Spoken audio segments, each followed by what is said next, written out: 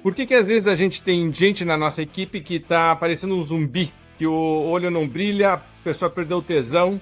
Às vezes acontece isso com a gente também. Por que será que isso acontece? Quer saber por quê? Vem comigo.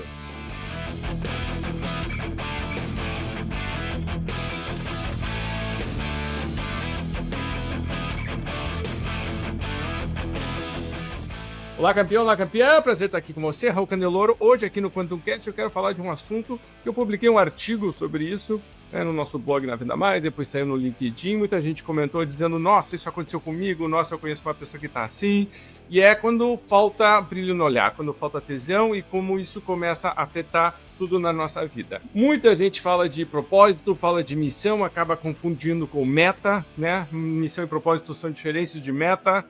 Na verdade, deveria estar subalterno ao outro, né? A meta deveria estar alinhada com a tua missão, com o teu propósito, só que às vezes o que acontece é que a gente começa a trocar isso na nossa vida, isso começa a ter efeitos, não só nos nossos resultados, o pessoal aqui muito focado em performance, mas você sabe que eu vou defender o tempo inteiro que não tem alta performance que se sustente se você estiver mal fisicamente, se você estiver mal emocionalmente ou psicologicamente. Você precisa então cuidar de uma série de coisas e precisa prestar atenção nisso, precisa ter uma postura proativa, porque senão a gente fica dizendo sim, eu sei que isso é importante, em algum momento eu vou cuidar disso na minha vida, a gente vai levando, até que de repente cai tudo na nossa cabeça e aí é um peso muito alto, certo? É um peso muito grande para carregar. E eu falo, por exemplo, de síndrome de Atlas, que muitos dos campeões e campeãs que me seguem têm essa questão de dizer, não tem problema, eu aguento, chega uma hora que cansa, e a gente não precisa estar o tempo inteiro fazendo tanta força. Tem coisas que nos ajudam muito.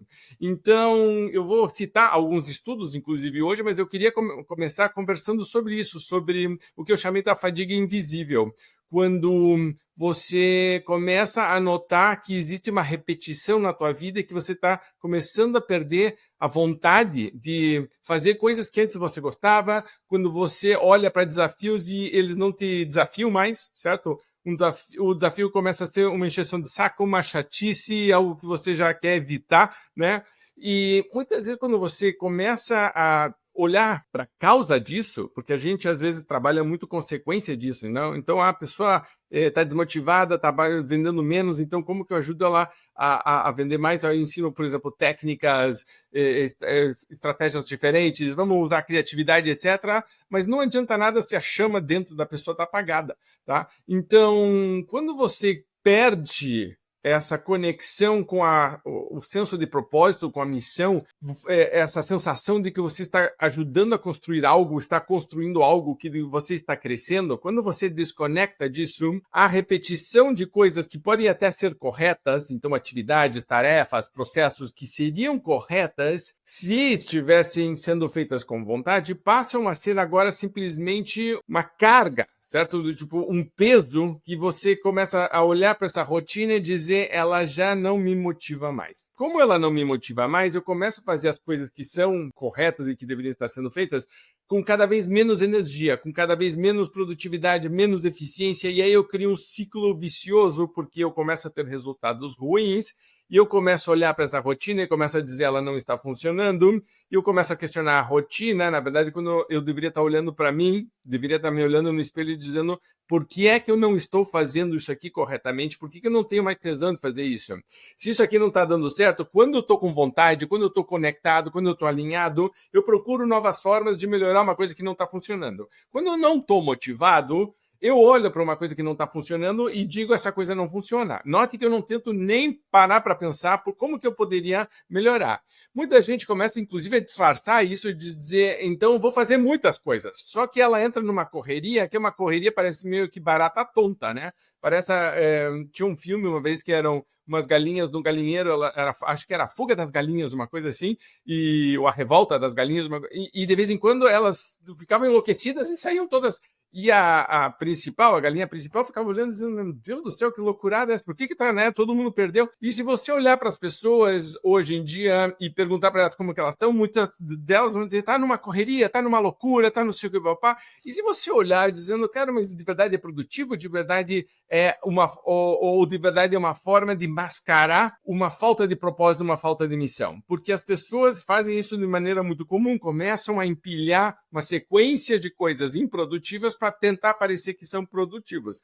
Então a pessoa, no fundo, ela está ocupada, mas ela está estagnada. É um movimento sem sentido. É muita energia para pouco resultado. É muito esforço para pouco lucro. Então a relação custo-benefício é negativa. Só que a pessoa não consegue parar e dizer, tipo, calma, sossega, né? Outro dia eu estava lendo sobre isso e tem o que se chama de FOMO, né? Que é Fear of Missing Out. E uma das coisas da pausa é que hoje em dia a pausa é mal vista. A pausa é mal vista porque tem muito FOMO, porque estão acontecendo tantas coisas no mundo que parece que se eu pausar, eu perdi 1 bilhão de coisas acontecendo ao mesmo tempo. Só que se eu não estou lidando bem com todo esse bilhão de coisas que está acontecendo, a pausa é muito produtiva, mas eu tenho que entender, então, por que a pausa também não é tão bem vista? Porque como eu estou desconexo, sem propósito, flutuando para cá e para lá, e estou, de certa maneira, tentando me enganar em relação a isso, a pausa faz com que eu tenha que refletir e eu não tenho muito como fugir da verdade na pausa. O movimento consegue mascarar a minha falta de propósito. A pausa não consegue. Na pausa eu tô calma, tô tranquilo, tô olhando dizendo, cara, e agora o que eu vou fazer? Tanto que a pessoa já imediatamente tem que pegar o celular, por exemplo, tem que ligar a televisão, tem que começar a entrar na internet, tem que fazer alguma coisa. No fundo é para mascarar essa falta de propósito, a falta de missão. E aí então tem um vazio por trás desse hábito autodestrutivo, tá? Então, quando você começa a desconectar do teu verdadeiro porquê, e o Simon Sinek fala muito sobre isso do Reason Why, o livro, o TED Talk, que eu sempre recomendo que as pessoas assistam, que eu tenho o que precisa ser feito, como precisa ser feito, e aí tenho no centro do círculo um porquê precisa ser feito. Essa pergunta é muito, muito importante, porque ela que começa a conectar com missão e com propósito. Quando você pega, por exemplo, o Ikigai, tá? Então, o Ikigai é uma ferramenta que eu gosto muito, que tem 4 grandes áreas. Eu já devo ter falado sobre ela, eu uso muito porque eu gosto muito dela. Mas, basicamente, coisas que eu faço bem, coisas que eu gosto de fazer, coisas que têm um impacto positivo no mundo e coisas que dão dinheiro. Quando eu consigo juntar uma coisa que tem essas 4 características, esses 4 componentes, eu começo a entrar no que se chama da minha área de genialidade. Eu estou no meu melhor momento, mesmo que eu encontre desafios, eu vou trabalhar para superá-los, eu vou procurar coisas para melhorar, mas note que eu tenho 4 componentes e um deles é coisas que eu gosto de fazer, coisas que eu gosto, e um é impacto positivo no mundo. Se eu não sinto que eu estou tendo um impacto positivo, eu posso estar ganhando dinheiro, eu posso até gostar de fazer, mas é quase como se fosse uma cadeira que tem 4 pernas, mas uma delas está faltando, está capenga. As outras também não podem faltar, porque em algum momento isso vai vir te cobrar. Mas você começa a ter que entender que a conexão com o teu reason why, com o teu porquê, é fundamental para manter tua resiliência, tua persistência. Toda vez que a gente fala de atitude, o pessoal fala de muito, por exemplo, faltou persistência. Quando falta persistência, quando falta resiliência, quando falta criatividade, na verdade, se você olhar o que realmente está causando isso, é a falta de conexão com uma missão, com um propósito, com o teu reason why. É por isso que a pessoa não persiste. Quando eu digo vou todos os dias para a academia, se eu não tenho um reason why por trás dessa ida para a academia, na primeira chuva que der, na primeira dor de cabeça que der, no primeiro 5 minutos de atraso, eu vou arrumar uma desculpa para não ir para a academia. Mesma coisa com manutenção do peso, mesma coisa com guardar dinheiro, mesma coisa no teu trabalho. Então, quando eu prometo que vou fazer algo ou quando eu coloco um objetivo, eu tenho que conectar este objetivo com algo maior, tá? Então, muitas vezes você vai ver que o pessoal, por exemplo, também fala é que eu sou desorganizado. Né? Então, a gente está falando de fazer muitas coisas, então a pessoa diz, não, até faço planejamento ou não faz planejamento, né? Uma pessoa que realmente tem um reason why forte, um propósito claro, vai gostar muito de planejamento, porque o planejamento é uma forma de você começar a construir, de você começar a coordenar, de você alinhar, de você tornar mais eficiente, de você canalizar energia, de você voltar e revisar e olhar o que está funcionando. Quando eu não estou conectado num reason why, para que eu vou planejar? Pare para pensar, eu estou à deriva, eu estou desalinhado, Então, você vai notar que a pessoa que foge do planejamento geralmente tem um reason why muito fraco ou não existe. E quando ela não segue o planejamento, provavelmente tem uma desconexão com o reason why também. Porque eu posso fazer uma lista de coisas que eu sei que eu deveria fazer, mas eu não estou fazendo. Por que não está fazendo? eu por muito tempo escolhi uma pergunta para responder todos os anos, tá? Então, tipo, todos os anos eu começo com uma pergunta e digo qual é a pergunta que eu vou estudar para tentar resolver. Então, qual que é a hipótese ou o problema, o desafio que eu quero resolver, e eu passo o ano inteiro estudando em volta daquele assunto. Quando eu encontrei essa pergunta, por que as pessoas não fazem o que elas realmente sabem que deveriam fazer, eu passei mais de um ano, foi a primeira vez. A resposta é muito simples, porque ou ela não quer de verdade, ou porque a consequência de não fazer não é alta o suficiente. Então, o peso de ficar no ruim não tá tão ruim. Se ela realmente tivesse incomodada, ela queria. Ou ela não quer muito o resultado do final. Ela acha que seria legal, é quase assim, tipo, eu gostaria de ser rico. Tá afim de fazer o que precisa ser? Não. Eu queria ser, né, sei lá, magro e definido. Você tá afim de fazer o que precisa ser? Não, não tô afim. Então, tipo, você não quer de verdade mesmo. A pessoa que queria uma coisa, mas não quer fazer o que precisa ser feito para fazer aquilo. Então, você começa a ver essa desorganização, essa bagunça, porque não está alinhado de verdade com algo que quer e porque onde está, embora a pessoa esteja reclamando, no fundo está confortável. É um desconforto confortável. Se tivesse realmente desconfortável no desconforto, a pessoa ia se mexer, mas ela está confortável no desconforto. E quando a pessoa começa a procrastinar ou protelar, que é jogar para frente alguma coisa, jogar para o amanhã, eu também muitas vezes estou desconectado da minha missão e meu propósito. Porque se eu realmente quisesse aquilo, se aquilo realmente estivesse dentro de mim como um reason why, eu não ia ficar enrolando para amanhã, eu ia fazer agora.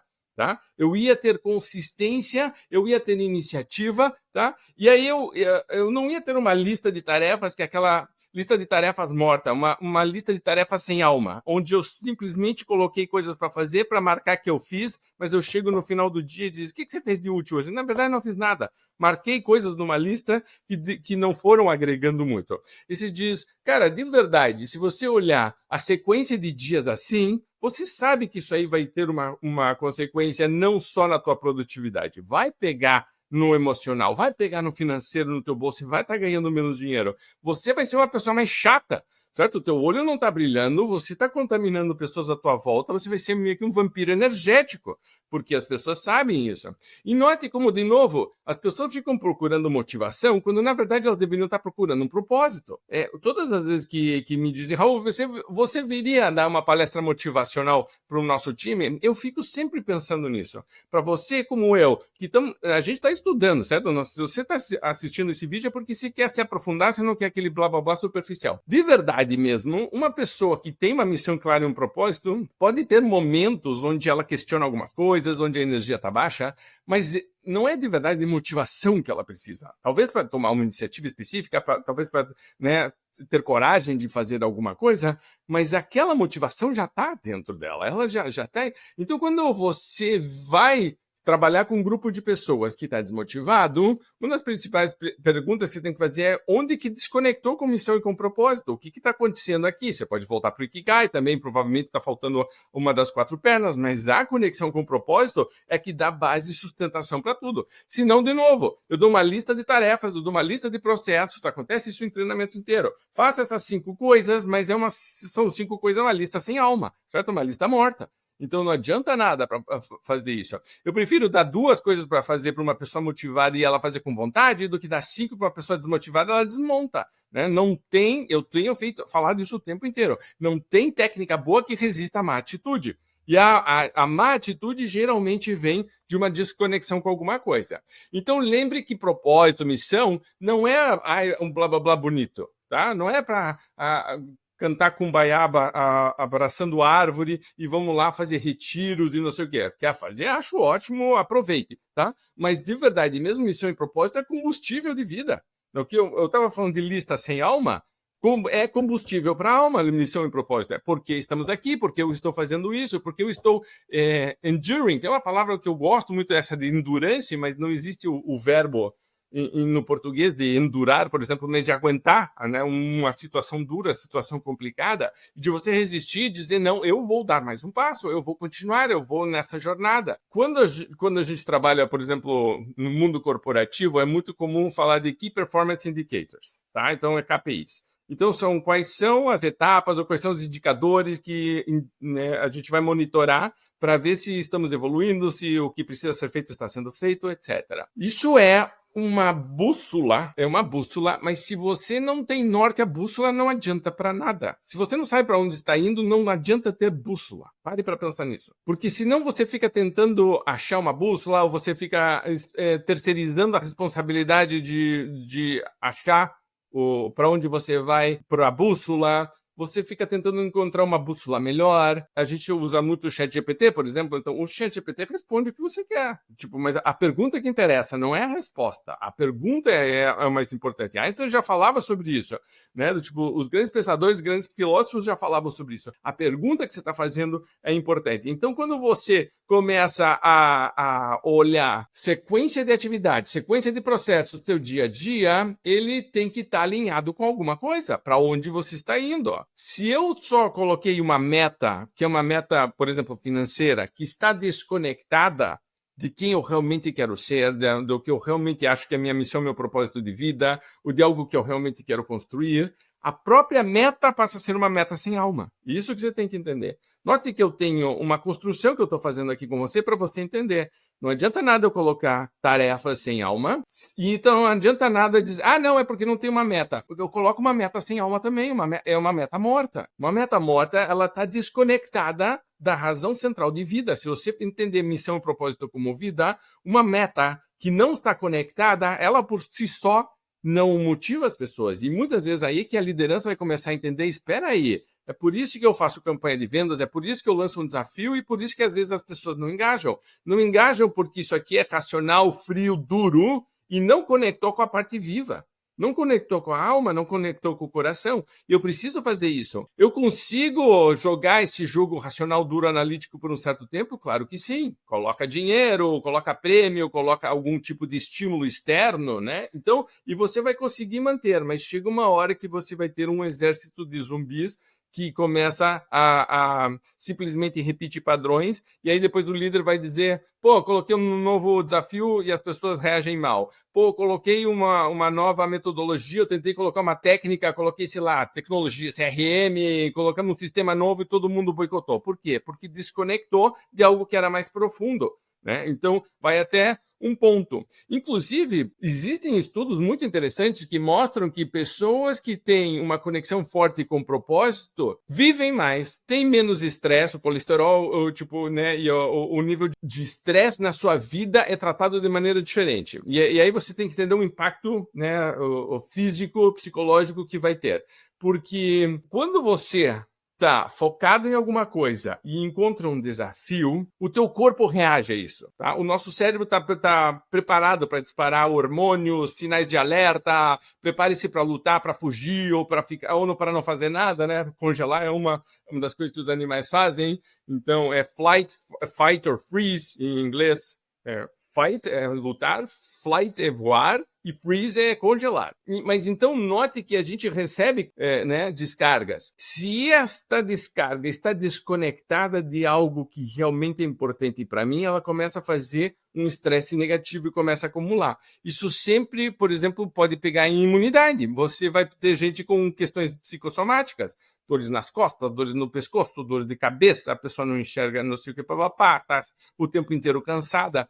E, de novo, desconectou com a energia vital. O propósito da missão é a energia vital. Então, não é só questão de que inspirou. É legal que inspire, tá? Então, a palavra inspirar é muito legal. Então, para mim, conecta com entusiasmo, né? Que tem tel na raiz da palavra e com aquela coisa divina, de energia divina. Mas se você desconecta desta fonte de energia vital, você começa lentamente a definhar. Então, a tua própria neuroquímica passa a ser uma neuroquímica de fracasso. Você tem que você entende isso como importante? Não tem. Como que eu vou falar sobre isso numa palestra motivacional? De neuroquímica do fracasso. É por isso que eu gravo esses vídeos, porque eu posso conversar com você pode me entender do que a gente está falando, estou construindo aqui, mas a neuroquímica do fracasso é uma coisa super importante de você entender, porque existe a neuroquímica do sucesso. E ela está diretamente ligada à energia vital de você estar conectado com a tua missão, com o teu propósito. Pessoas com uma sensação de conexão com o propósito produzem mais dopamina. Já falei que regulam melhor o estresse, certo? E você começa de novo, a fazer com que a roda gire emocional, psicológica favorável, mesmo quando o cenário externo é confuso. A gente sempre fala aqui naquela virtude estoica de você prestar atenção no que você pode controlar. Tá? Então, a gente não controla o mundo externo. Nossas reações ao mundo externo a gente pode controlar. Uma das coisas que eu tenho que, então, controlar é como eu tenho lidado com isso. Eu separei, então, 6 perguntas que eu acho que são importantes para você trabalhar isso. Você talvez não precise responder às 6, mas eu queria que você entendesse a sequência lógica e eu queria que das 6 você escolhesse uma delas e dissesse, ok, essa aqui de verdade eu vou trabalhar. Lembra que eu falei lá no começo da pausa? A pausa direcionada, para mim, ela é super, super importante. A pausa reflexiva, a pausa onde eu pego uma pergunta e digo, eu vou ficar aqui 10 ou 15 minutos olhando para o teto pela janela e vou pensar nesta pergunta. Vou tentar respondê-la. E algo que seja uma autorreflexão, algo você pensando e trabalhando em como melhorar a si mesmo, a si mesma. Então, sinais de que você está desconectando do seu propósito, que são sinais de alerta. É muito mais fácil de você fazer isso continuamente, porque você consegue fazer o ajuste fino. Às vezes a gente, quando começa a fazer esse trabalho, diz, meu Deus do céu, me afastei demais, como que eu volto? Você, né, tem 2 opções, como sempre. Ou você faz algo que seja agressivo, certo? Então, tipo, imediatamente corto, ou tenho que fazer algo que seja um pouco mais duro, mais drástico, ou eu posso fazer progressivo, onde lentamente eu vejo que eu fui me afastando, aí com calma eu volto. Mas se eu faço isso o tempo inteiro, eu vou fazendo esse ajuste, a vida fica muito mais tranquila e mais fácil. Então, sinais de que você se desconectou do teu propósito e precisa começar a prestar atenção nisso. Primeiro, que tipo de problema eu amo resolver, mesmo quando ninguém está olhando? Então, que tipo de problema... Eu adoro essa pergunta, gente. Que tipo de problema eu adoro resolver, mesmo quando não está ninguém olhando? Se não me pagassem, eu faria sozinho ou sozinha. Né? Eu tinha um teste que eu gostava de fazer quando a gente contratava alguém na Quantum, que eu dizia... A gente tinha uma biblioteca enorme na Venda Mais, quando tinha escritório no Brasil, e eu dizia, escolha um livro, né? Ou eu perguntava, se você estivesse numa biblioteca, numa livraria, para qual sessão você iria, né? E eu estava contratando alguém para trabalhar na Venda Mais. Então, a pessoa normalmente deveria me responder marketing, vendas, business, né, administração, alguma coisa assim. Quando a pessoa ia me dizer, putz, eu adoro cachorro, sabe, coisas assim, eu ficava olhando dizendo, então vai trabalhar com cachorro, fantástico, né? Tipo, que sensacional, o mundo precisa disso, mas não é aqui, talvez, né? Então, essa coisa de você olhar e dizer onde que eu realmente gosto de estar e que tipo de desafio, problema eu gosto de resolver. Volte lá no Ikigai, está muito conectado com isso. Segunda pergunta que é, qual problema que eu vejo ao meu redor que eu não consigo ignorar, que me incomoda e que eu acho que realmente precisa de solução? Quando você olha para a sociedade, é muito comum você reclamar de algumas coisas que estão erradas. Mas a gente só fica nisso, só fica reclamando. Toda vez que você encontrar uma empresa de sucesso, você vai encontrar uma pessoa que olhou uma coisa que estava acontecendo, viu um problema e disse, cara, eu preciso resolver isso. E você vai ver a invenção do mods, a invenção do sutiã, a invenção do tipo... são casos práticos. O cara tinha uma mulher que estava passando, né? Uma mulher que estava dizendo, cara, eu preciso resolver isso. O carro, a bicicleta, o martelo, o avião, certo? Tipo, qualquer coisa que você pegar, o celular. Tinha uma situação que alguém olhou de fora e às vezes tem 7 bilhões de pessoas olhando. A questão, e todo mundo diz, não, é que teve uma pessoa que foi muito inteligente. Não, não foi. Provavelmente foi 1 milhão de pessoas que teve e só que dessas 1 milhão, 2 resolveram fazer alguma coisa. O resto ficou parado sem fazer nada. Então aqui tem uma questão de olhar em volta e note quando eu tenho um problema que eu gosto de resolver e tem uma situação que está acontecendo na sociedade que me incomoda, minha missão e meu propósito começam a ficar claros. Cara, tipo, não tem como você ficar desmotivado numa questão dessas, certo? Tipo, você começa imediatamente a dizer, cara, eu vou me mexer para fazer isso aqui. Terceira coisa que aqui é um fogo interior, que é o que me deixa indignado, certo?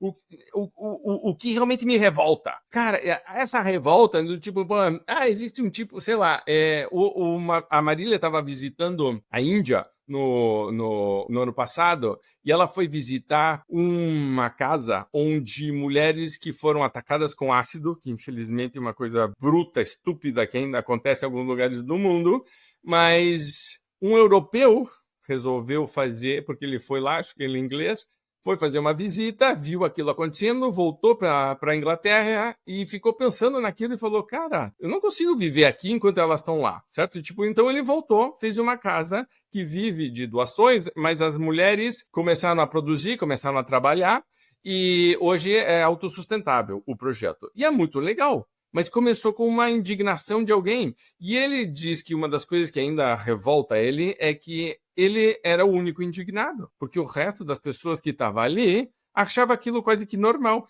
E muitas vezes essas mulheres, por terem sido atacadas com ácido, são expulsas de casa pela família. Então, não tem nem onde abrigar. Então, note que essa pessoa disse, cara, isso me incomoda. Então, essa pergunta do que me deixa indignado ou indignada, no fundo, é algo que me faz, tipo, se eu parar para pensar, algo que me incomoda a ponto de perder o sono, ou, certo, de fazer com que, a minha vida passa a ter um sentido quando eu me dedico a isso. E se eu não me dedico, eu sei que no fundo eu estou fugindo de algo que é um chamado, tá? E muitas vezes a gente barra isso, mas quando você barra isso, lembre, você está barrando energia vital. Você está olhando só para o desconforto, o incômodo de trabalhar com isso e não está entendendo o desconforto, o incômodo que não trabalhar com isso causa. Porque talvez o teu papel aqui nesse planeta seja justamente lidar com isso e você tentar evitar isso não vai te trazer a melhor energia, os melhores resultados do mundo. Quarta pergunta, que tipo de impacto quero deixar nas pessoas que conheçam? Então, quando alguém te conhece, né, que tipo de pessoa essa pessoa está vendo? É uma pessoa energizada, é uma pessoa alegre, é uma pessoa inteligente, sábia, empreendedora, ou é o contrário? Então, pare para pensar de que você pode ter até uma visão de dizer, não, eu não estou nem aí com a opinião das outras pessoas. Mas, no fundo, o ser humano foi criado para viver em grupo, a opinião dos outros sempre foi importante. Você ser expulso da tribo, historicamente, foi sempre causa de desgraça e até de morte, se você, certo? Então, o ser humano não nasceu para ficar morando na floresta sozinho. Então, isso é bonito de assistir, às vezes, alguns programas na televisão, de vez em quando eu assisto National Geographic, o cara foi, mas o cara está usando material que ele comprou, que ele levou, que não sei o papá, e se você olha no fundo, você diz, cara, coitada dessa pessoa, no fundo, né? Tipo, então, a opinião dos outros, e pode ser, não é de todo mundo, pode ser de um grupo de pessoas, pode ser de 3 pessoas, pode ser de uma pessoa, mas como que você quer que essas pessoas te vejam, né? No meu caso, por exemplo, meus filhos, a Marília, é importante, a opinião deles é importante para mim, né? Então, tipo, eu quero, sabe, né, ter feedback deles e eu quero, obviamente, causar uma impressão boa. Então, isso faz com que uma parte boa de você comece a aparecer, porque você começa a se dedicar a algo também que está ligado à missão a propósito de fazer algo bom. Quinto, o que eu fazia quando eu era criança que me fazia perder o tempo? Para mim é escrever.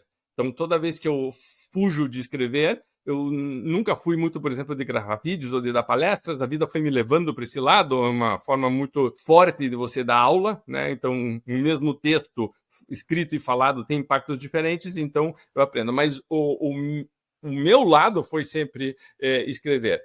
Tem pessoas que não sei, cozinhar, fazer tricô, pintar, fazer alguma coisa. É alguma atividade que você deixou de fazer e que, no fundo, te faz bem. Outro dia, a gente foi num bar numa cervejaria, Marília e eu, e a gente não sabia, mas estava tendo lá a noite do puzzle. As pessoas estavam fazendo quebra-cabeças, e é uma coisa que eu achei uma ideia muito legal, porque vão grupos de 5 ou 6 pessoas, cada pessoa tem uma mesa, cada grupo tem uma mesa, todo mundo recebe o mesmo puzzle, o mesmo quebra-cabeça, e aí eles ficam lá na cervejaria, nas suas mesas, trabalhando em conjunto para fazer o seu quebra-cabeça. Quebra-cabeça, especificamente, é uma coisa muito interessante, porque você fazer mandalas, os budistas, né, defendem há muito tempo. E os budistas, depois que terminam essa mandala, destroem a mandala, para mostrar que nada é perfeito, que nada dura, etc. Algumas mandalas são maravilhosas, são lindas, vocês, meu Deus do céu, por que você... Porque faz parte da lógica de criar e destruir e entender que nada é eterno. Mas o puzzle tem um pouco disso, certo? Um pouco desse conceito da mandala, Mas muitas vezes você vai ver as pessoas que realmente gostam de fazer quebra-cabeça quase que entrando num transe, quase que uma meditação. A pessoa está ali, está na focada. Tem gente que é uma caminhada, certo? Então são coisas simples. Mas quando você tem este hábito, que você vê, quase que reconecta com o teu eu de antes. Porque senão a gente vai meio que desconectando da gente mesmo. E essa reconexão com quem nós somos, este hábito que permanece, é uma forma de você lembrar quem você é, de onde você veio, no que você acredita. Isso é um trabalho super importante de você fazer. E uma última pergunta, que é uma pergunta interessante, que é: como você gostaria de ser lembrado? Como você gostaria de ser lembrada quando você não estiver mais aqui? Como você quer que se refiram a você? Então, tipo, quais são as palavras? Quais são os sentimentos? Qual que é a emoção? O Stephen Covey, quando escreveu Os 7 Hábitos das Pessoas Altamente Eficazes, passou muitos anos dando palestras sobre isso, cursos sobre isso, montou a Stephen Covey, a Covey como central de cursos e conhecimento, assim, isso foi super interessante. Mas ele depois lançou um outro livro, que era o 8º Hábito. E o 8º Hábito era o legado, que ele disse: eu esqueci, mas é importante. Certo? Então tem 7 hábitos e o 8º é de lembrar que você está construindo algo que vai ficar, talvez, e que pode ser algo físico palpável, pode ser a lembrança, a memória das pessoas, e algo que emitiu energia positiva e contaminou as pessoas de maneira positiva também. Então, quando você pega o Ikigai, quando você pega a missão e propósito, você sempre vai acabar numa missão, num propósito que é fazer com que outras pessoas estejam melhores do que estão hoje, e a tua presença agrega algo positivo na vida das pessoas. E isso acaba sendo sempre, de uma maneira muito resumida, uma missão, um propósito que é realmente forte, verdadeiro e que conecta com você. Você pode ganhar dinheiro com isso, sabe? Do tipo, você pode ser reconhecido, você pode ter status, um monte de coisas, mas começa sempre: eu estou beneficiando alguém ou algum grupo de pessoas ou algo importante no mundo. Então, sempre que você puder relembrar dessas 6 perguntas, sempre que você quiser parar para repensar o que está acontecendo, que eu estou começando a sentir uma falta de energia, lembre de reconectar, tá? Então, as perguntas rapidamente: que tipo de problema eu não resolver? Que tipo de problema eu vejo ao meu redor que eu acho que precisa de solução? O que me deixa indignado? O que me deixa com raiva? O que me dá essa energia de dizendo: cara, alguém precisa fazer alguma coisa, por que não eu? Que tipo de impacto eu quero deixar quando as pessoas me conhecem? O que eu fazia quando eu criança que me fazia perder a noção do tempo? Então, que pode ser um hábito que vai construindo algo que reforça dentro de mim quem eu sou, no que eu acredito. E, para terminar, como eu quero ser lembrado. Se você conseguir fazer essas perguntas, de novo, não precisa ser as 6, mas se você pegar uma delas, geralmente tem uma delas que é a que mais nos incomoda. Essa é que eu diria: se aprofunde nessa. Pare para 5 ou 10 minutos. Se você quiser escrever, eu acho o exercício excelente. E lembre que a reconexão com o teu propósito vai sempre reconectar com a tua energia vital, tá bom? Quero agradecer você ter passado essa meia hora aqui hoje com a gente. Quero lembrar que muitas dessas coisas que eu falo, eu aplico na prática a vendas, e especificamente hoje, esse tipo de reconexão. Eu tenho um webinário que eu fiz sobre crenças limitantes sobre o mercado em vendas. E são conceitos que a gente joga em clientes, no mercado, nos concorrentes, no nosso produto, serviço, no nosso preço, uma série de coisas, e que estão ligadas a essa desconexão que eu estava falando hoje. Se você quiser assistir esse webinário, clique no link abaixo que tem a descrição.